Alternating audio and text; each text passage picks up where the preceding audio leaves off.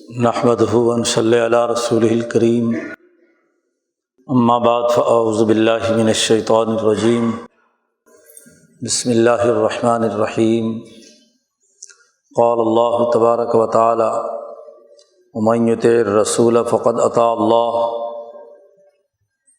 وقال تعالی هو الذی ارسل رسولہ بالہدی ودین الحق لیظہرہ علی الدین کلہ وکفیٰ باللہ شہیدا۔ وقال النبی صلی اللہ علیہ وسلم کانت بنو اسرائیل تسوسهم الانبیاء کلما ہلک نبی خلفہ نبی آخر الا لا نبی بعدی سیکون خلفاء فیکثرون۔ صدق اللہ مولانا العظیم و صدق رسولہ النبی الکریم۔ معزز دوستو، نبی اکرم صلی اللہ علیہ وسلم کی ذات قدسی صفات وہ عظیم ترین شخصیت ہے کہ جسے کل انسانیت کی فلاح و بہبود کے لیے اللہ تبارک و تعالیٰ نے مبعوث فرمایا ہے۔ آپ صلی اللہ علیہ وسلم کی دنیا میں آمد تمام اقوام اور تمام انسانیت کے لیے ہے۔ انسانیت کے مسائل حل کرنا اور انسانیت کو دنیا اور آخرت میں کامیابی سے ہمکنار کرنا، وہ آپ صلی اللہ علیہ وسلم کی رسالت اور بعثت کا بنیادی مقصد اور ہدف۔ اور یہ بات بھی طے شدہ ہے کہ نبی اکرم صلی اللہ علیہ وسلم کی جس نے پورے طور پر صدق دل سے اطاعت کی، اس نے گویا کہ اللہ تبارک و تعالیٰ کی اطاعت کی۔ یہ جو آیت تلاوت کی گئی ہے، اس میں اللہ پاک نے یہی بات ارشاد فرمائی کہ من اطاع الرسول فقد اطاع اللہ، جس نے رسول اللہ صلی اللہ علیہ وسلم کی اطاعت کی، فرمانبرداری کی، ان کی بات مانی، تو گویا کہ اس نے اللہ تبارک و تعالیٰ کی اطاعت کی، اللہ کی بات مانی۔ رسول اللہ صلی اللہ علیہ وسلم کی بات دراصل اللہ کی بات ہے۔ رسالت جو نبی اکرم صلی اللہ علیہ وسلم کا منصب ہے، اس کی حقیقت یہ ہے کہ وہ ایک ایسی اتھارٹی اور طاقت اور قوت رکھنے والی شخصیت ہے جو اللہ کے نائب بن کر، اللہ کے خلیفہ بن کر دنیا میں اللہ کے احکامات کے غلبے کے لیے عملی نظام قائم کرنے والی ہے۔ تو آپ صلی اللہ علیہ وسلم نے قومی سطح پر بھی اور بین الاقوامی سطح پر بھی انسانیت کی ترقی کے لیے ایک مکمل نظام فکر و عمل دیا ہے۔ آپ صلی اللہ علیہ وسلم کی رسالت کی اساس پر قائم کردہ نظام فکر و عمل سمجھنا آج کے اس دور کی بنیادی ضرورت اور تقاضا ہے۔ خاص طور پر اس گمراہی کے زمانے میں جو افراط و تفریط رسول اللہ صلی اللہ علیہ وسلم کی ذات گرامی کے حوالے سے مسلمان معاشروں میں پایا جاتا ہے، اس سے بچنے کا ایک ہی راستہ ہے کہ نبی اکرم صلی اللہ علیہ وسلم کی رسالت کے بنیادی مفہوم اور تقاضے کو سمجھا جائے۔ آپ صلی اللہ علیہ وسلم کے کردار اور آپ صلی اللہ علیہ وسلم نے جو انسانیت کے لیے رہنمائی کی ہے، اور اس کی اساس پر پچھلے 1400 سال میں جو اقوام عالم میں دین کے غلبے کا نظام رہا ہے، اسے سمجھیں گے تو 200-250-300 سال سے غلامی کے زمانے کے جو تصورات اسلام کے نام پر ہمارے دماغوں میں انڈیل دیے گئے ہیں، ان سے نجات حاصل ہوگی۔ معزز دوستو، رسالت کا صحیح مطلب اور مفہوم سمجھنا اس لیے بھی ضروری ہے کہ کچھ عرصے سے 100 150 200 سالوں سے دنیا بھر میں جب سے مسلمان غلام بنا ہے، سیاسی غلامی اس پر مسلط ہوئی، پھر معاشی ادبار آئے، پھر فکری گمراہی اور نظریاتی جولیدگی کا مسلمان شکار ہوا، اس کے اسباب و علل سمجھے بغیر ہم کامیابی کے صحیح راستے پر آگے نہیں بڑھ سکتے۔ اس غلامی کے زمانے میں ہمارے طرز فکر و عمل کو یکسر بدل کر سامراجی مقاصد کے لیے استعمال کرنے کا طریقہ کار رہا ہے۔ جو حقیقت دین اسلام کی حضور اقدس صلی اللہ علیہ وسلم سے لے کر مسلمانوں کے غلبے کے زمانے تک رہی، اس پورے فکر اور بیانیے کو بدل کر ایک نیا بیانیہ خود ساختہ گھڑا گیا، اور پورے عرب ممالک اور پھر اس بر عظیم پاک و ہند میں مسلمانوں کا مصنوعی طور پر وہ بیانیہ بنا دیا گیا، جس سے آج ہماری سوسائٹی انسانی بحران سے دوچار ہے۔ ایشیا اور افریقہ کے ممالک ہماری وجہ سے بہت سے گوناگو مسائل سے دوچار ہے۔ غلامی کا بیانیہ جب کسی سوسائٹی پر مسلط ہو جاتا ہے تو وہ کبھی بھی آزادی اور حریت کی بنیاد پر اپنے داخلی اور خارجی نظام کو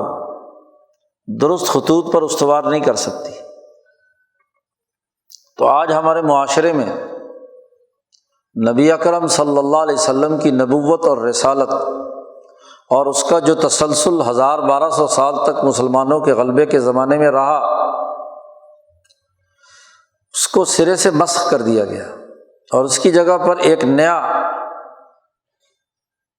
بیانیہ گھڑا گیا، جس سے تشدد، فرقہ پرستی، تقسیم در تقسیم اور رسول اللہ صلی اللہ علیہ وسلم کے نام پر لڑنے مرنے، اللہ تبارک و تعالیٰ کا نام لے کر ایک دوسرے کی گردنیں کاٹنے کا سلسلہ ہماری سوسائٹی میں جاری ہے۔ مسلمان معاشروں میں 57 اسلامی ملکوں کی صورتحال کم و بیش ایسی ہی ہے۔ حقیقت یہ ہے کہ نبی اکرم صلی اللہ علیہ وسلم کے رسول ہونے اور آپ کی اتھارٹی کے نفاذ کے حوالے سے جو 1200 سال تک تمام اولیاء اللہ، علماء ربانیین کا نقطۂ نظر رہا ہے، اور جس کی جامع نمائندگی حضرت الامام شاہ ولی اللہ دہلوی نے کی ہے، وہی وہ صحیح اور درست راستہ تھا جس نے دین اسلام کو تمام اقوام عالم میں پھیلایا، انسانیت نے راہ پائی، روشنی نظر آئی، ترقیات کی منازل انہوں نے طے کی۔ حضرت الامام شاہ ولی اللہ دہلوی رحمۃ اللہ علیہ فرماتے ہیں کہ رسول اللہ صلی اللہ علیہ وسلم کی رسالت اور آپ کی بعثت کے 2 دائرے ہیں۔ ایک کا تعلق قریش کی سعادت اور کامیابی سے ہے، قریش کی تعلیم و تربیت سے ہے۔ عربوں کو، جو قریش کے ماتحت جزیرۃ العرب میں رہنے والے تھے، ان کے فکر و نظریے سے لے کر ان کی سیاست و خلافت تک، ان کے قومی نظام کے تمام شعبوں میں ان کی تعلیم و تربیت تھی، اور انہوں نے اس کی اساس پر نہ صرف جزیرۃ العرب میں حکمرانی کا نظام قائم کیا، بلکہ دنیا بھر کے تمام مشرق و مغرب کے علاقوں میں پھیل کر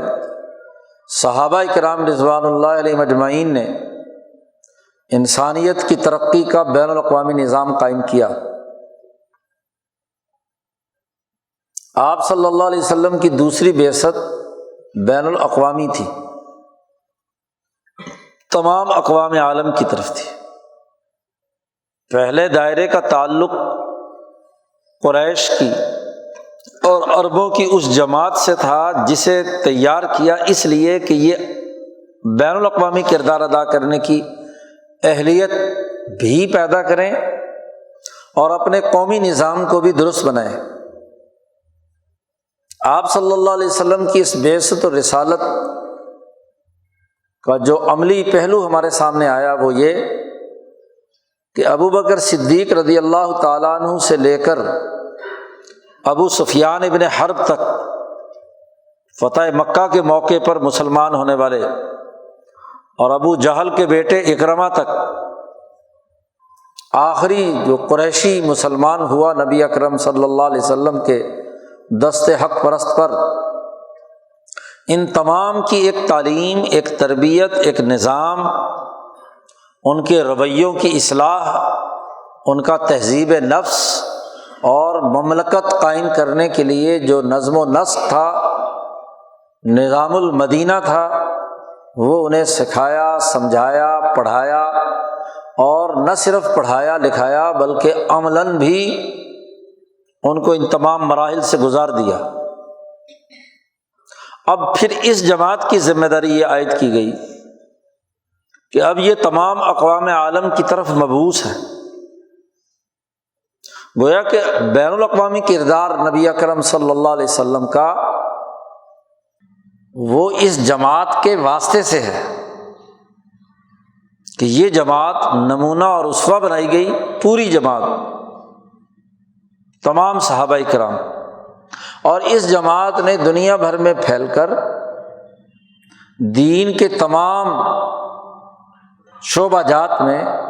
انسانیت کی اگلی تعلیم و تربیت کا اہتمام کیا، اور اس میں بالخصوص دنیا کی دو طاقتوں قیصر و کسریٰ کو شکست دے کر وہاں موجود اقوام کو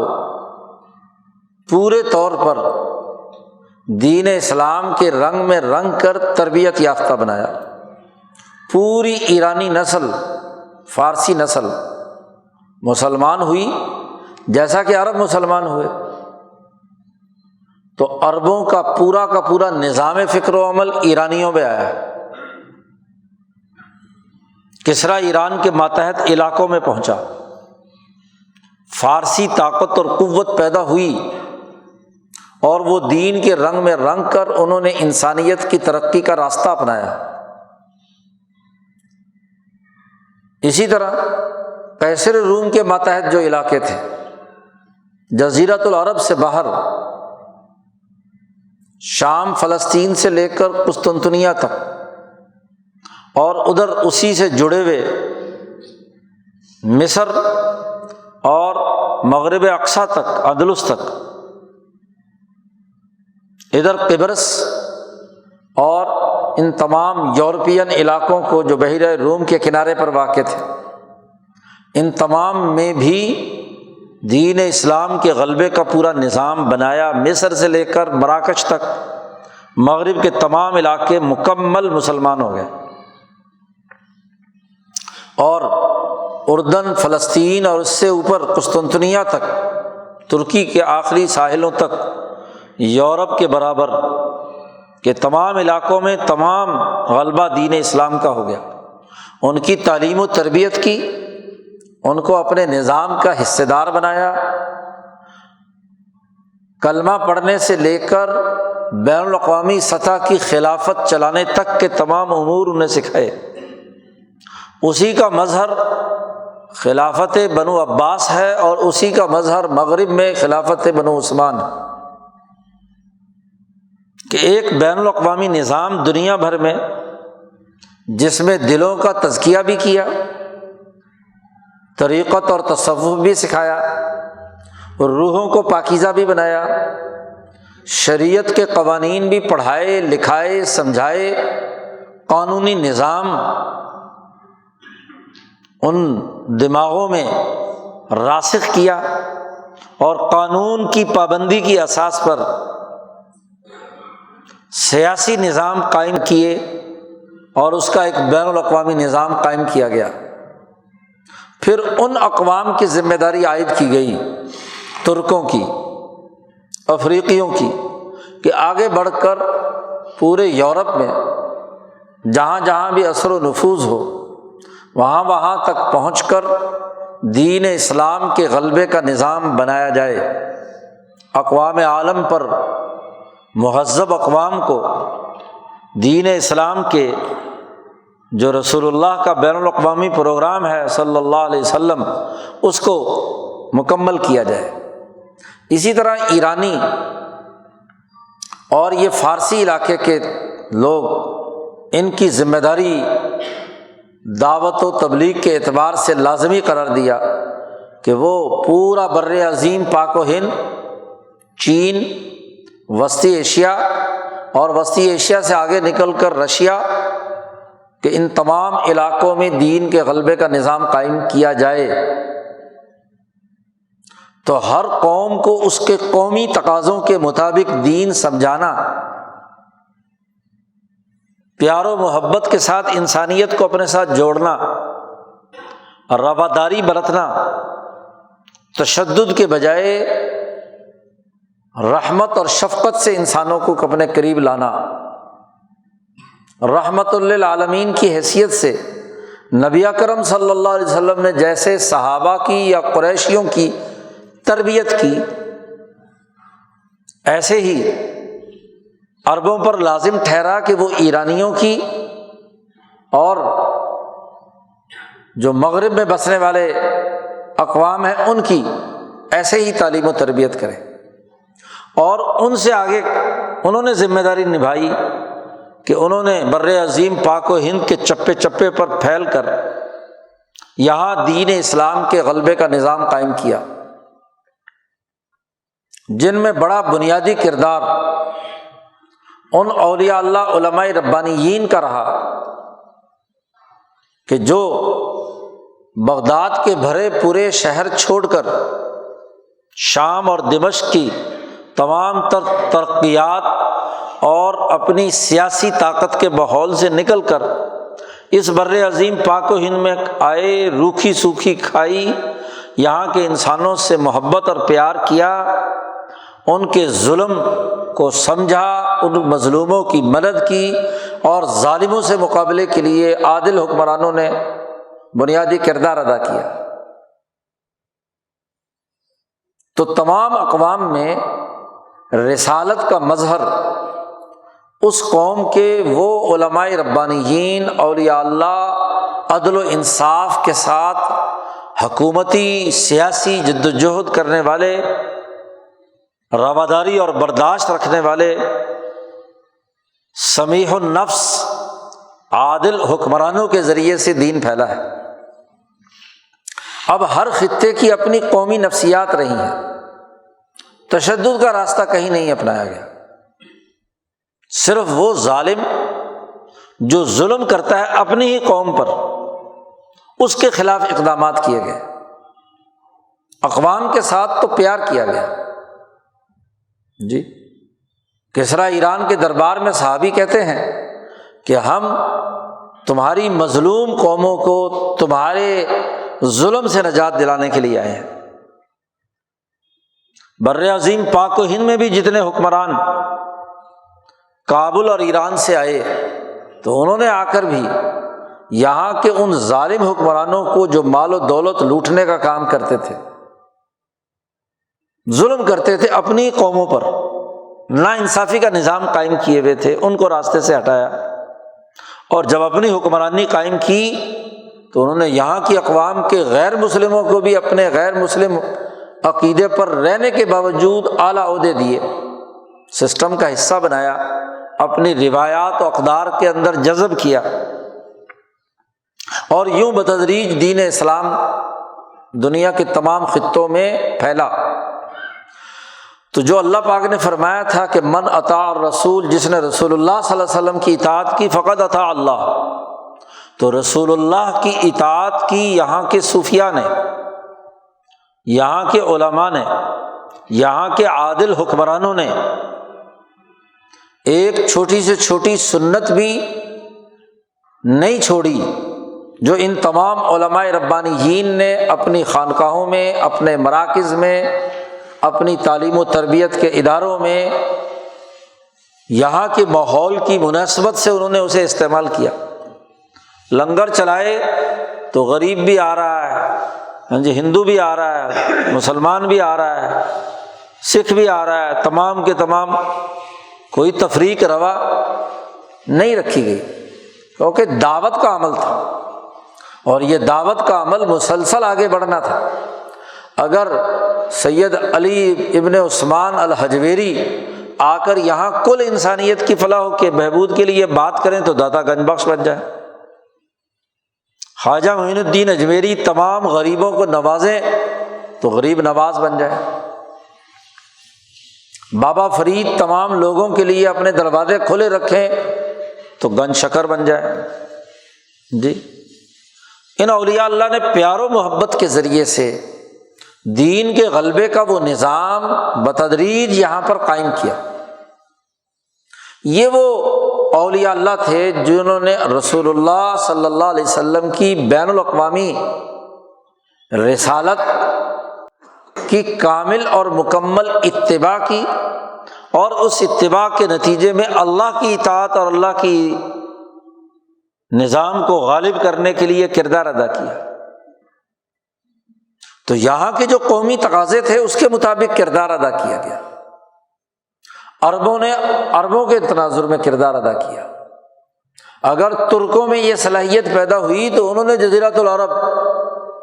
پورے افریقہ، پورے مغربی علاقوں میں دین اسلام کے غلبے کے لیے کردار ادا کیا۔ تو جس میں اہلیت پیدا ہوتی چلی گئی، خواہ وہ عرب نسل کا تھا، وہ بنو امیہ میں تھا، بنو عباس میں سے تھا، یا ایرانی وزرائے اعظم جو بنو عباس میں حکمران رہے ان کا اثر و رسوخ رہا، یا پھر عثمانی ترکوں نے آگے بڑھ کر اس ذمہ داری کو سنبھالا، تو دنیا بھر میں دین کے غلبے کا یہ بین الاقوامی کردار رسول اللہ صلی اللہ علیہ وسلم کی رسالت اور نیابت میں ادا کیا گیا، جس سے انسانوں کے جو انسانی مسائل ہیں انہیں زیر بحث لایا گیا۔ ذمہ داری دو بنیادی عائد کی گئی کہ خدا پرستی اور انسان دوستی۔ فصلی لربک وانحر، اے نبی ہم نے کوثر، خیر کثیر، حکمت عملی اور کتاب مقدس قرآن حکیم ہم نے آپ کو عطا کر دیا۔ اب اس کتاب کا دو نکاتی ایجنڈا ہے کہ آگے بڑھ کر انسانوں کو جوڑو اور اللہ کے ساتھ صلی لربک، اپنے رب کی عبادت کرے، اور وانحر، اور ان کے لیے کھانے پینے کا بندوبست کرو، اونٹ ذبح کرو، جانور قربان کرو، لنگر چلاؤ کہ لوگ آئیں بلا تفریق، رنگ، نسل، مذہب، جو بھوکا ہے اسے کھانا کھلایا جائے، جو پیاسا ہے اسے پانی پلایا جائے، جو محتاج ہے اس کی محتاجگی دور کی جائے۔ تو یہ تمام کام اولیاء اللہ کے طریق پر یہاں رہے، لیکن جب سامراج نے یہاں پر تشدد کی بنیاد پر قبضہ کیا، نہ صرف یہاں بلکہ جزیرۃ العرب، کوفہ، بصرہ، ایران، مراکش، مصر، افریقہ، ان تمام علاقوں پہ سرمایہ دارانہ ہوس کی بنیاد پر دنیا کے یورپین ظالم بھیڑیوں نے قبضہ کیا۔ اس کے بعد سے اسلام کا ایک نیا بیانیہ، رسول اللہ صلی اللہ علیہ وسلم کی رسالت کی ایک نئی تعبیر شروع ہو گئی، جو تشدد، قتل و غارت گری اور نفرتوں پر مبنی تھی۔ مسلم غیر مسلم کا جھگڑا، مسلمانوں میں پھر مختلف فرقوں اور گروہیتوں کا جھگڑا، اور ایک نیا فرقہ گھڑا گیا، اور اس گھڑے ہوئے فرقے کی کوئی اصل، کوئی بنیاد، کوئی جڑ کسی 1200 سال کی تاریخ کے اندر نہیں تھی، بالکل ہی ایک نیا عنوان دیا گیا نفرتوں کا۔ کبھی اسے وہابیت کہا گیا، کبھی اسے کسی اسلامی جماعت کے نام سے ٹائٹل اس کو دے دیا گیا، کہیں اس کو کسی اور شناخت دے دی گئی، کہیں اقوام کے درمیان جھگڑوں کی بنیاد پر، قومی نفرتیں کی بنیاد پر نظریات گھڑے گئے، کئی قومی نظریے بنائے گئے اور اس کی بنیاد پر لوگوں کے دلوں میں نفرتیں، افتراق، انتشار، تقسیم اور انسانیت کے درمیان لڑائی بھڑائی کا پورا ماحول پیدا کیا گیا۔ 200 سال سے یہ مسلمان امت سزا بھگت رہی ہے اس غلط نظریہ رسالت کی بنیاد پر۔ رسول اللہ کا نام لے کر قبے گرائے گئے، اولیاء اللہ کی توہین کی گئی، توحید کے نام پر اتنا بڑا انسانیت کے درمیان تفرقہ پیدا کیا گیا کہ رسول اللہ صلی اللہ علیہ وسلم کی رسالت اور آپ کا گنبد خضرا بھی ان کے دست برد سے بڑی مشکل سے بچا، ورنہ تو وہ اس کے بھی درپے تھے کہ اس کو بھی ختم کریں۔ یہ الہی تصورات خاص طور پر توحید کے نام پر، تفرقے کے نام پر، قتل و غارت گری کی بنیاد پر یہ جو بیانیہ دماغوں میں انڈیل دیا گیا، اس نے اولیاء اللہ کے اس پورے تسلسل کو ختم کر کے رکھ دیا، ان کی اصل تعلیمات بھلا دی گئیں۔ چنانچہ یہاں اس بر عظیم پاک و ہند میں ایسے مسلمان رہنما کھڑے کیے گئے جنہوں نے رسالت کا خود ساختہ تصور تقسیم در تقسیم کا، افتراق و انتشار کا پیدا کیا گیا، جس کا آخری نتیجہ آپ کی ریاست میں مختلف فرقوں، تشدد پسند گروہوں کی شکل میں ظاہر ہوا۔ جن قوموں سے ہم نے دین سیکھا تھا، جو ہمارے استاد تھے، ان کے خلاف نفرت پیدا کی گئی۔ تصوف کو کہا گیا کہ یہ تو ایرانی ہے، اس کا اسلامی ہونے سے کیا تعلق؟ وہ دلوں کا تزکیہ جو نبی اکرم صلی اللہ علیہ وسلم نے صحابہ کا کیا، وہ احسان کا وصف جو نبی اکرم صلی اللہ علیہ وسلم نے صحابہ کی تعلیم و تربیت کے لیے کیا، اور صحابہ کے قلوب نے ایرانیوں کے قلوب کو منور کیا، مغرب اقصیٰ تک کے افریقیوں کے قلوب کو جس نے متاثر کیا، ادھر دور دراز عثمانیوں، وسطی ایشیائی علاقے، بخارا، سمرقند، ان تمام علاقوں کو جس نے روحانی غذا پہنچا کر طاقت اور قوت پیدا کی، سب سے پہلے تو اس کا خاتمہ کیا گیا۔ 200 سال سے سچے علماء ربانیین اور ان کے تصوف کے کردار کی نفی کی گئی، کبھی کہا عجمی سازش ہے، کبھی کہا جناب فارسی یہ تاثرات ہیں، کبھی کہا یہ نیا ایک دین گھڑ لیا گیا۔ جو 1400 سال سے تعلیم و تربیت کے سلسلے چلتے رہے، ان سلسلوں کے خلاف بغاوت پیدا کی گئی تاکہ پچھلی سلسلہ توڑ کر ایک نئی نفرتوں کا دائرہ مسلمانوں کے دماغوں کے اندر، اس کے اندر انہیں باندھا جائے۔ اسی طرح عادل حکمرانوں نے جو روایتی طور پر رواداری کی اساس پر یہاں کے پورے معاشرے کو استوار کیا تھا، سیاست کبھی بھی یہاں فرقہ وارانہ بنیادوں پر نہیں کی، ظالم اور مظلوم کی بنیاد پر کی کہ ظالم کون ہے اور مظلوم کون ہے۔ نبی اکرم صلی اللہ علیہ وسلم کی زندگی میں بھی اگر ایک نام نہاد مسلمان ظالم تھا اور ایک یہودی غلط عقیدہ رکھنے کے باوجود حق پر تھا، تو حضور اس کے حق میں فیصلہ کر رہے ہیں۔ تو اس اصول پر جو سیاست ایرانیوں نے کی یا مغرب اقصیٰ میں اور اندلس تک پھیلے ہوئے مسلمانوں نے کی،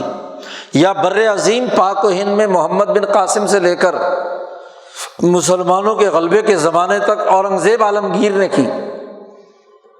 تو اس پوری تاریخ کو مسخ کر کے خود ساختہ بنیادوں پر تاریخ پیدا کر کے ان عادل حکمرانوں کے خلاف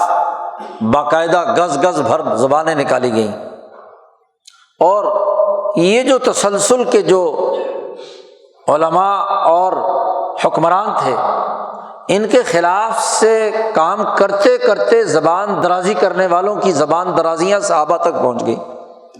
حضرت علی رضی اللہ تعالیٰ عنہ کے خلاف، حضرت امیر معاویہ کے خلاف، عمرو بن العاص کے خلاف، عثمان غنی کے خلاف، اور دل میں تو ہے، زبان پر لانے میں خوف اور ڈر محسوس ہوتا ہے، ورنہ عمر کے خلاف بھی، جی ابو بکر صدیق کے خلاف بھی، اور اگر ان کے خلاف ہے تو ضرور ان کج دلوں کے اندر رسول اللہ صلی اللہ علیہ وسلم کی رسالت پر بھی سوال ہے۔ ان کا بس بنے تو یہ خود نبی بن جائیں اور خود ہی اللہ کی طرف سے کہیں کہ اللہ کی کتاب ڈائریکٹ ہمیں معلوم ہوگی۔ اسی سے فتنے پیدا ہوئے اہل قرآن کے کہ جی بس قرآن سب کچھ ہے، اللہ کا کلام ہے، ہمیں حدیث کی کیا ضرورت ہے۔ ان عقل کے اندھوں سے پوچھو کہ یہ قرآن کا اللہ کا کلام ہونا کیسے پتہ چلا تمہیں؟ یہ بھی تو حضور صلی اللہ علیہ وسلم سے پتہ چلا۔ اور اگر رسول اللہ کی صلی اللہ علیہ وسلم کی یہ بات درست ہے کہ یہ اللہ کا کلام ہے، تو اس کی تشریح میں جو رسول اللہ صلی اللہ علیہ وسلم نے فرمایا وہ رسول اللہ کی بات صحیح نہیں ہوگی۔ یہ کیسے پتہ چلا یہ اللہ کا کلام ہے؟ تو رسول اللہ سے پتہ چلا، اور رسول اللہ صلی اللہ علیہ وسلم سے اگر پتہ چلا تو حدیث تو مان لی آپ نے، اور جب ایک بات سچی آپ کو معلوم ہو گئی تو باقی باتیں کیوں نہیں مانیں گے جو رسول اللہ صلی اللہ علیہ وسلم نے حدیث کے طور پر بیان کی؟ ہاں جی، قرآن کے نام پر فتنے، حدیث کے نام پر فتنے، بس جی ہم تو حدیث مانیں گے، اس کے علاوہ ہم فقہا، محققین، علماء اور خلفاء کی بات نہیں مانیں گے۔ یہ فرسودہ تصور پیدا ہو گیا، اور کچھ فقہ پر اڑ کر کہتے بس وہ امام جو ایک امام ہے ابو حنیفہ، بس اسی کو مانیں گے۔ تو بھائی ان کا علم ان کے شاگردوں اور ان شاگردوں سے آگے شاگردوں اور ان سے آگے یہاں تک دنیا میں منتقل ہوتا آیا ہے، تو اس تسلسل کا، اور جو اس وقت رسول اللہ صلی اللہ علیہ وسلم کے لیے اس بر عظیم میں ماضی قریب میں کردار ادا کرنے والے علماء ربانیین رہے، ان کی بات کیوں نہیں مانتے؟ کیا داتا گنج بخش جو ہیں وہ عالم نہیں ہیں؟ وہ انسانی قلوب کی تربیت کرنے والے نہیں تھے؟ خواجہ معین الدین اجمیری، بابا فرید، ہاں جی بہاؤالدین زکریا ملتانی، اور پھر ان کے تربیت یافتہ سچے لوگ۔ باقی کہو کہ آج کل وہاں جھوٹے لوگ بیٹھے ہیں، تو ان جھوٹے لوگوں کی تاریخ بھی جو ہے وہ بھی انگریز سے وابستہ ہے۔ وہاں کے سچے بزرگوں کو جی ان کے چاروں طرف غداری کے عوض غدار گدی نشین باہر سے لا کر مسلط کیے گئے۔ کیا حضرت بہاؤالدین زکریا ملتانی کی نسل سے ہے وہ جو آج گدی نشین ہے؟ کسے نہیں معلوم کہ 200 سال پہلے انگریز نے اس کے پردادے کو وہاں مسلط کیا تھا؟ کیا جو حضرت بابا فرید کے گدی نشین بنے بیٹھے ہیں ان کا ان سے کیا تعلق؟ کوئی نسبت، کوئی تعلیم، کوئی تربیت۔ ذرا بابا فرید کی فوائد الفوائد پڑھو، ان کے ملفوظات پڑھو، وہ تو اس جیسوں پر لعنت بھیج رہی ہے جو وہاں آج مسلط ہے۔ ذرا داتا گنج بخش کی کشف المحجوب پڑھو، اور پھر اس کے بعد آج کے جو انگریزوں کے مسلط کردہ وہاں کے نمائندے ہیں پچھلے 150-200 سال سے، ان کے کردار کو دیکھو۔ کیا کشف المحجوب میں یہ باتیں لکھی ہیں؟ توحید کا جو اعلیٰ مقام، رسول اللہ صلی اللہ علیہ وسلم کی عظمت کا جو اعلیٰ مقام حضرت سید علی ابن عثمان ہاں جی حجویری رحمۃ اللہ علیہ نے قائم کی، تو ان کے تو یہ پاسنگ تک بھی نہیں پہنچے۔ آج جو خواجہ معین الدین اجمیری کے دربار پر مسلط لوگ جو انگریزوں کے زمانے سے سجادگی کی سند لے کر بیٹھے ہوئے ہیں جی، وہ دین کے جامع نظریے سے انحراف کی بنیاد پر فرقہ وارانہ گروہیتوں کے پراپگنڈے چلائیں، ان کا خواجہ معین الدین اجمیری سے کیا تعلق ہے؟ ذرا خواجہ معین الدین اجمیری کے ملفوظات پڑھ لو، ان کی تصانیف جو ہیں وہ پڑھ لو، خواجہ نظام الدین کے ملفوظات پڑھ لو، مجدد الفسانی کی تعلیمات پڑھ لو۔ ان تعلیمات سے ان یہ جو بعد میں سیاسی غداری کے عوض جو وہاں سجادے بن کر بیٹھ گئے، ذلوا فاضلوا یا نالائق جی جانشین پیدا ہو گئے، تو ان کے کردار سے متعین ہوگا ان کا کردار۔ وہ تو اللہ پاک نے کہا ہے کہ انبیاء علیہ السلام کے آنے والے نااہل جانشین بن سکتے ہیں، تو اولیاء اللہ کے نااہل جانشین کیوں نہیں بن سکتے؟ سورۃ مریم میں انبیاء کا تذکرہ کرنے کے بعد اللہ نے کہا فخلف من بعدہم خلف اضاعوا الصلاۃ واتبعوا الشہوات فسوف یلقون غیا،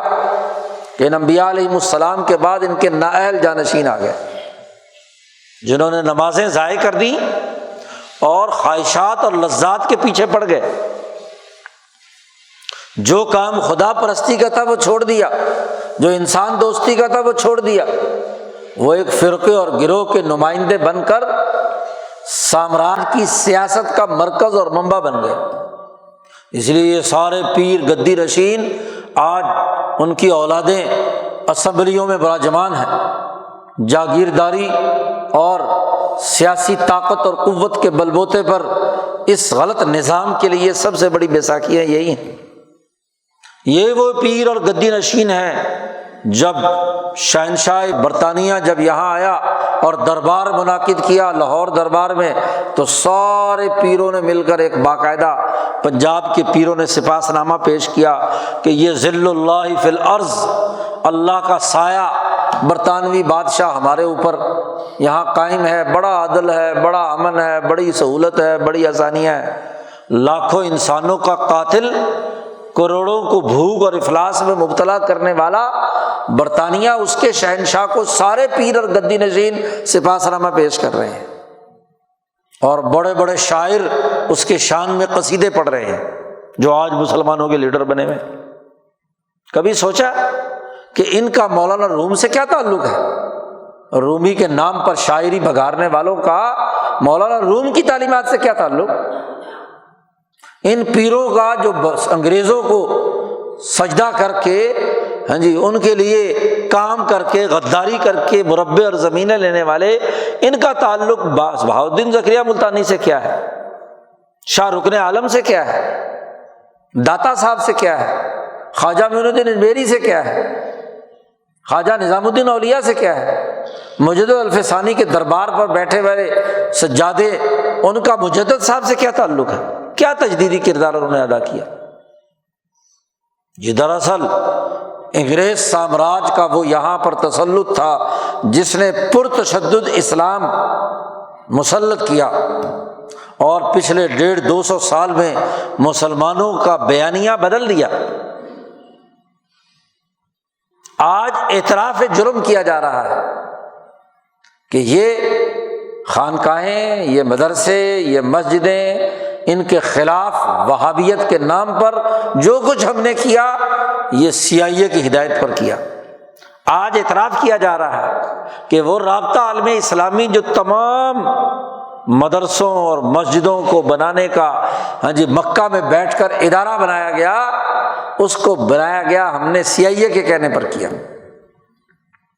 انسانیت کو گمراہ کیا، انسانیت کے لیے قتل و غارت گری کا راستہ استوار کیا۔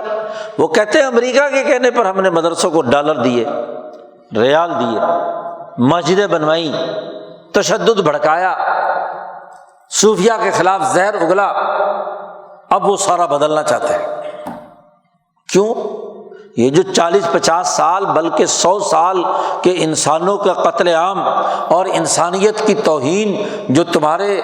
خاندان پر ہے، اس کی توبہ میں تو جو یہودیوں کے بارے میں اللہ نے کہا تھا کہ فَاقْتُلُوا أَنفُسَكُمْ،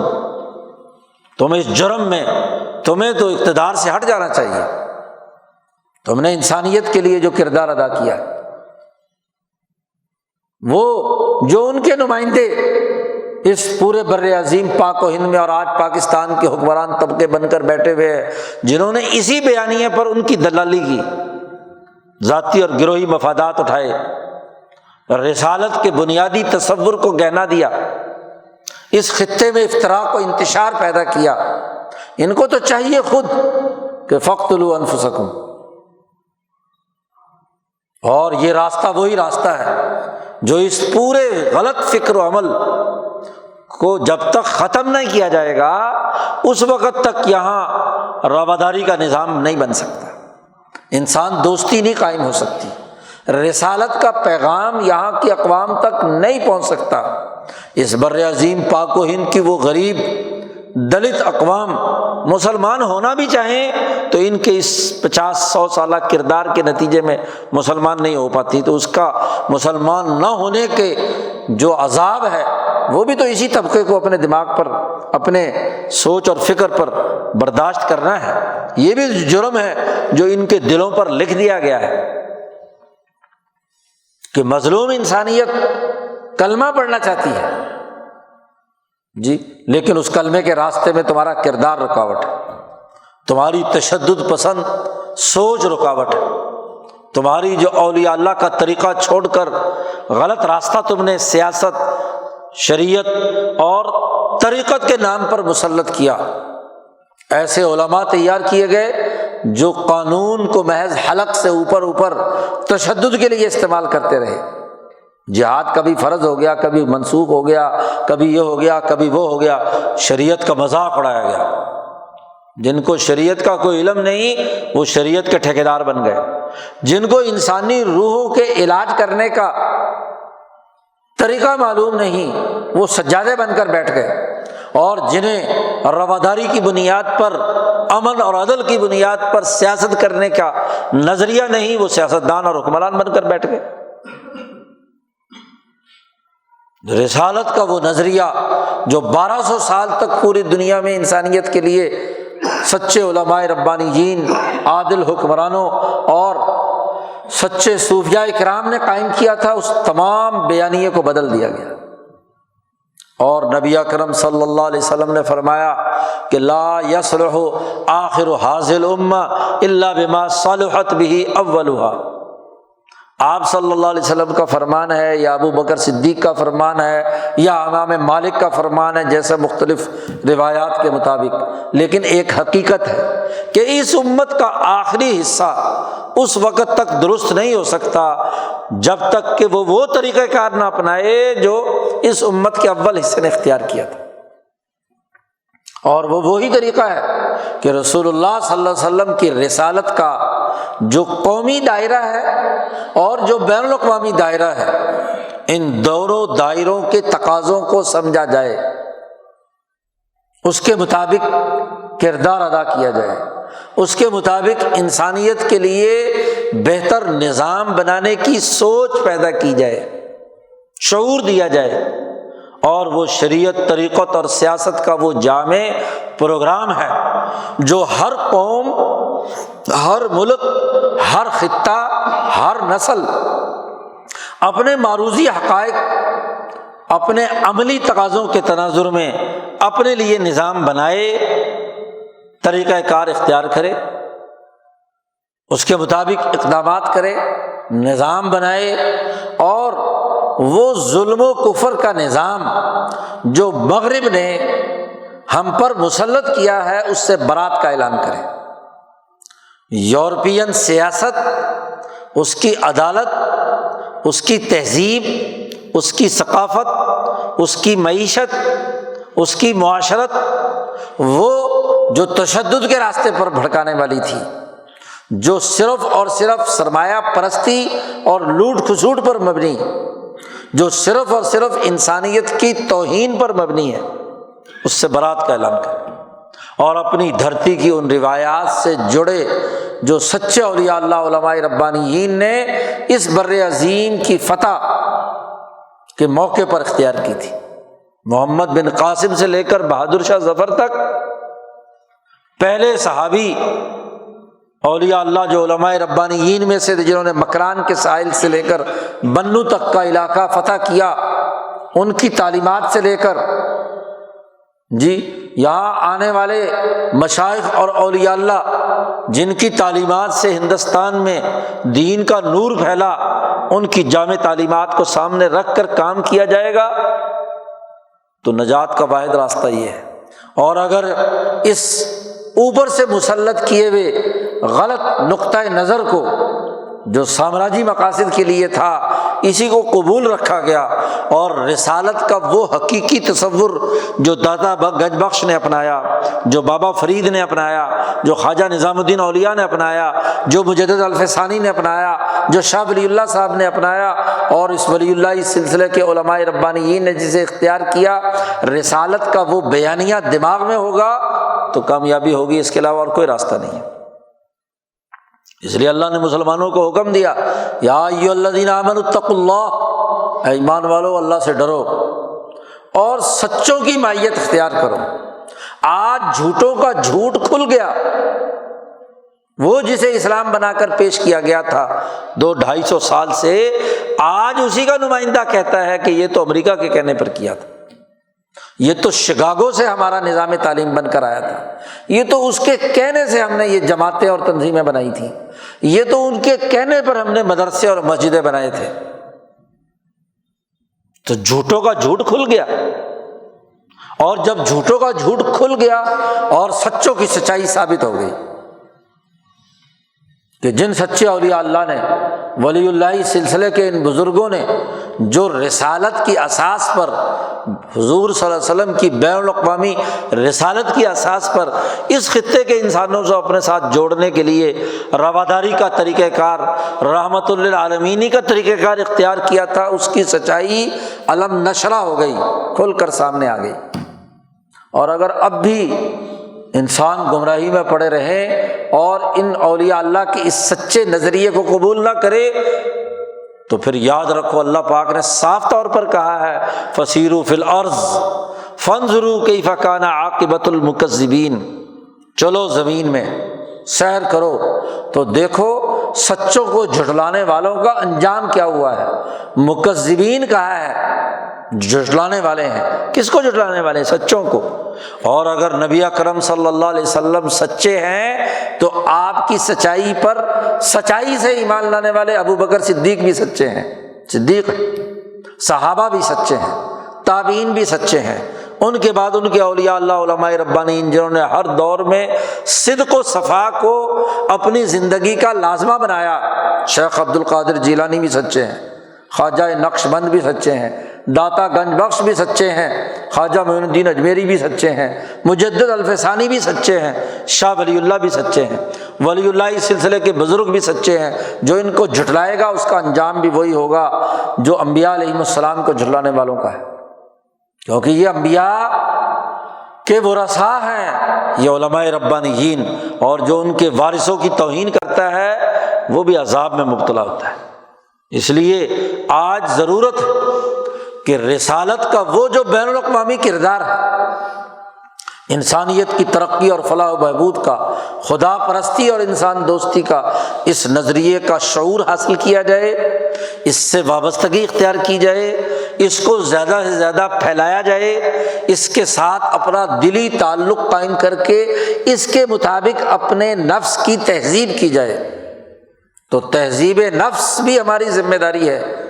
اور اسی کے ساتھ ساتھ نظام المدینہ، مملکت کا نظم و نسق قائم کرنے کے لیے بھی جدوجہد رسالت کے اصول پر، اس اصول پر، وہ بھی ہماری ذمہ داری،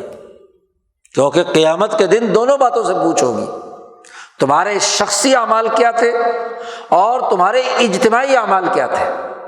اجتماعی اعمال کسی انسانی فلاح و بہبود کے لیے تھے۔ امام شاہ ولی اللہ فرماتے ہیں کہ جب لوگ دنیا میں دوسرے انسانوں کی فلاح و بہبود کے لیے رحمت للعالمین کا کردار ادا کرتے ہیں، صحیح کرتے ہیں،